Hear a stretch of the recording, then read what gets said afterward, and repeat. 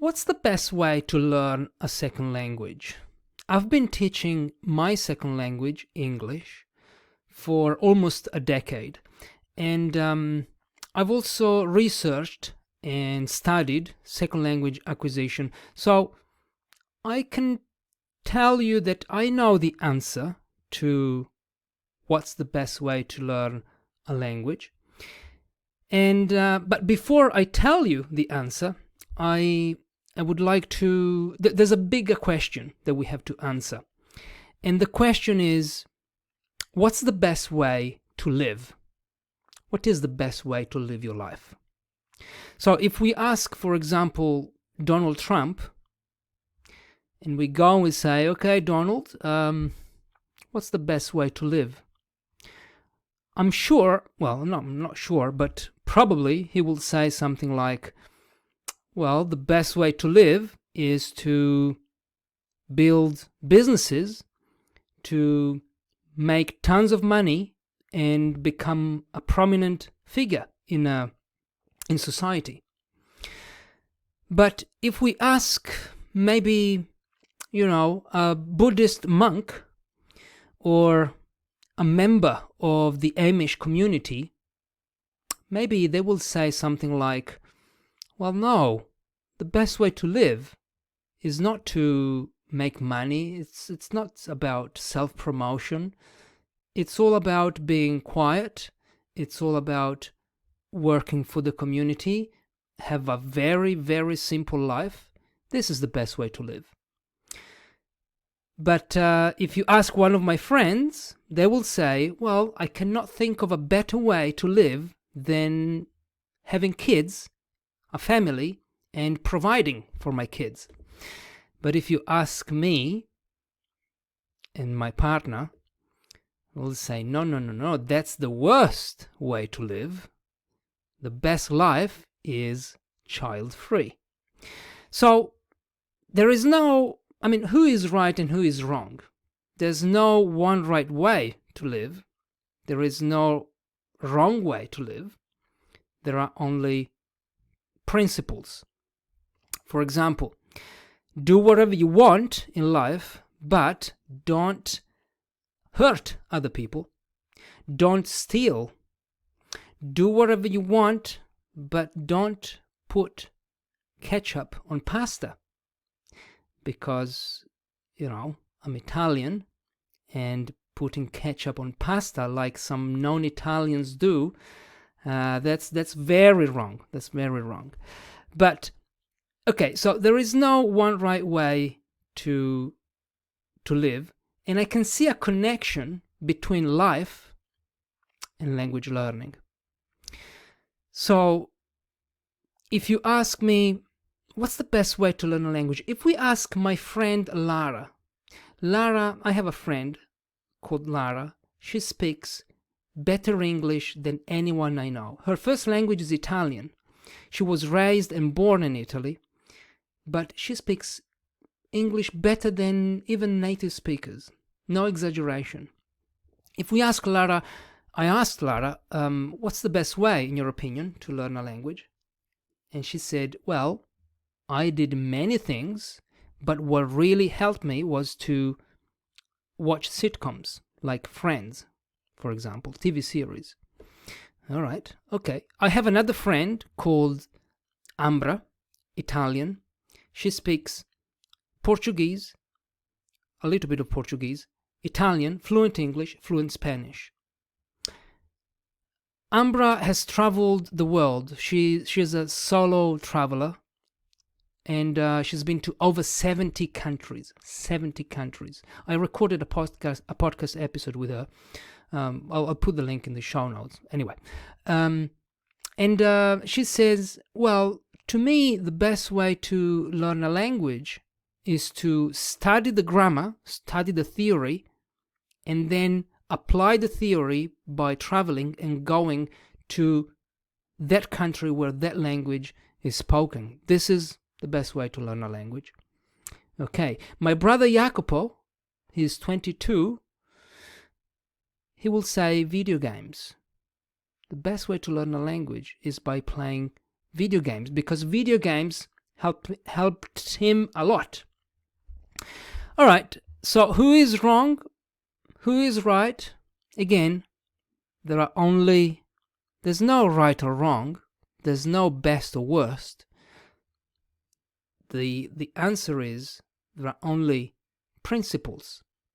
So do whatever you want, but make sure you receive input. So make sure that you read and listen things that you can enjoy and that you can understand. You can do that in so many ways. You can listen to podcasts, you can watch TV series, audiobooks, comics, magazines, online articles, any way you want. Do whatever you want, but make sure you produce output. So don't just receive language, but also produce language. Speak and write. You can do that in a million ways. You can speak to yourself, you can speak to your cat, you can speak to other people, you can have conversations, you can have do language exchanges, you can write a blog, keep a journal, you can do thousands of things. Make sure you do them. The other thing, which is optional, is to study the grammar, study the language, use dictionaries, use self-study books, and make sure that you also learn the technical aspects of language. And that's it. This is the secret. That's all there is to language learning. Of course, you need to be patient, but that's it. So I'm angry because of this. Not because of this, but I'm angry. I'm upset because when I go online, when I go on YouTube, when I read articles on blogs, I see people saying things like, best way to learn a language. This is the best method for language learning. This is the best way to learn English or whatever.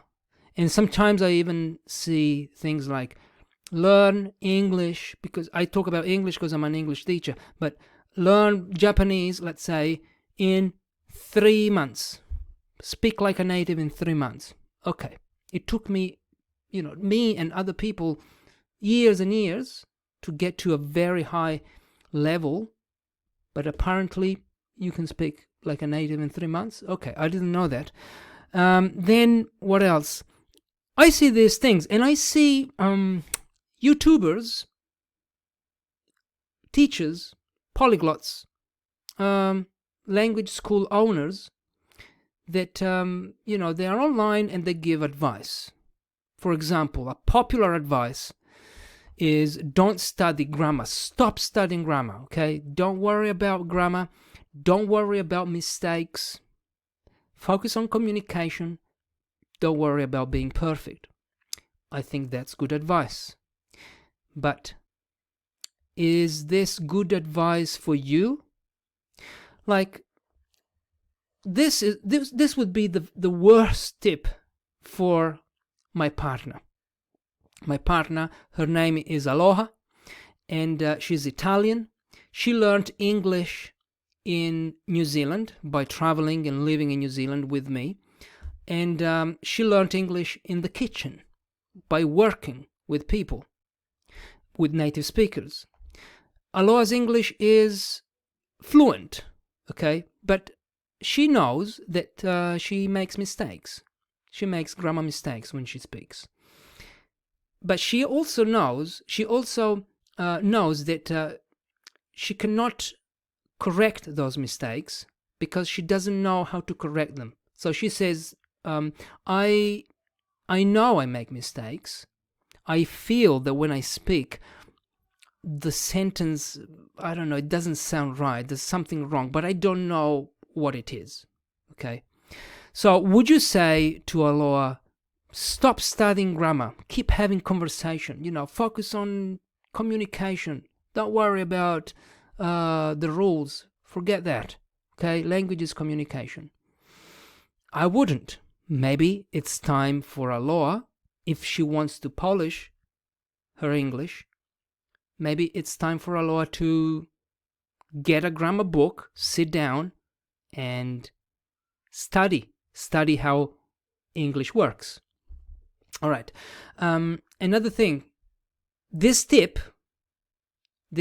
maybe it's best for another girl or another language learner who only studies grammar. Let's say that we've got this language learner called Sarah. Sarah is studying Spanish. Okay, she only studies grammar all day. Not all day, but she studies grammar. And she studies grammar. She goes to Spain, and she can't have a basic conversation in Spanish. Sarah, I would say, forget about learning grammar. Give yourself a break with grammar rules. It's time to practice conversation now. So forget about studying grammar, forget about mistakes, forget about the rules. Now it's time for you to maybe speak to yourself in front of the mirror in Spanish. Or try to have as many conversations as you can. Don't worry about grammar. So every tip that someone gives you online, but even, in the real world, is just a tool. It's a tool for a specific person, for a specific situation. So I decided to rebel, okay? I decided to clarify these things, and I decided to do that by writing a book. I wrote a book called Any Language You Want. It's this one. I've got it here, of course. Now I'm selling my book. I'm selling you my book. But in this book, I tell you everything I did to learn English. I tell you stories. I tell you 18 stories where I basically say, where I share my experiences, my strategies, my thoughts, my frustrations as a language learner, as an English language learner. And in each story, I end each story with the same sentence. I say, okay, do you want to learn a language? This is how to learn a language. So, for example, in one chapter, I tell you, look, this is what I did. I took classes. If you want to learn English, if you want to learn a language, you must take classes. You must take a course. Okay? Because then I tell you the story. I tell you that I was in London. I was taking language classes there. And this is what I did. So I'm very imperative. And I say, okay, no, want to learn a language? This is how to learn a language. But there's a twist. In the next chapter, I contradict myself. So I tell you the opposite. I tell you, do you want to learn a language? Well, then forget about taking courses. Do everything on your own. Because this is what I did too. When I was in Australia, I had zero teachers. I had 0 classes. I did everything by myself. I studied. I watched TV series. I spoke to the locals. I did many things by myself without ever having a teacher that would teach me language. In another chapter, I say, okay, do you want to learn a language? Well, then, when you're reading a book, when you're listening to a story, and you see or hear a word that you don't know, well, stop and use a dictionary to find out the meaning, to learn the meaning of that word. Okay? But in the next chapter, I say, no. The best way to learn is to just keep reading, keep listening. Doesn't matter if you don't if you don't recognize words, or if there are words that you don't know, just read, because this is what I did too. I finished a book without ever stopping without ever, pausing to study words in a dictionary. So what's the best way? Which story is the correct one? Which story is right? There's no best way to live. There's no best way to learn a language. So every story is like a tool for a specific person in a specific situation. And if you decide to read the book, you have to decide what can work for you and what will not work for you. How do you know? How do you know what you should do? How do you know what can work for you and what cannot work for you? There's only one way. And the way is to experiment, to try things out, to play with the language, to engage with language learning strategies. So, for example, you say, okay, I heard that I don't have to study grammar. Okay, let's try. Let's see if I'm not going to study grammar. I'm just going to read and maybe, use some websites to play some games online. Let's see if that works. And you check, okay, you're like a guinea pig. You're making experiments on yourself. You see, you need to notice what works for you or not. And the more things you try, the more things you will notice that they just don't work, or maybe they work really well. Like, for example, I tell a story in the book where I say that keeping a vocabulary notebook, like every teacher would say that, would tell me that. So keep a vocabulary notebook, record the words that you learn, revise. That never worked for me. Never worked for me. For me, it was more listening. The moment I heard words being spoken by other people, the more, I don't know, it was just magic, because I learned them immediately. So I hope that you will become a new kind of language learner. Who is a new kind of language learner? A new kind of language learner, it's the subheading of my book, 18 Conflicting Lessons for a New Kind of Language Learner. Basically, a new language learner is a learner who questions tips and advice and things that, we are bombarded every day with tips and information. We don't need more information. Language learning is very, very easy. You just need input, output, a little bit of studying, and practice, and time. Finished. End of story. So you just need to find your way by experimenting, and especially think with your own head. Don't just do things just because, okay, everyone is doing that. Everyone is now using, I don't know, AI, ChatGPT to learn. So that must be good. I'm going to do it. And if it doesn't work, the problem is, it's my fault. There's something wrong with me. No, it doesn't work for you. Try something else. Think with your own head. That's why I wrote the book. And also I wrote the book because I can't stand all those misleading messages that we see online all the time. This is the best method. Do this. This is the only way, the only right way to learn a language. No, BS.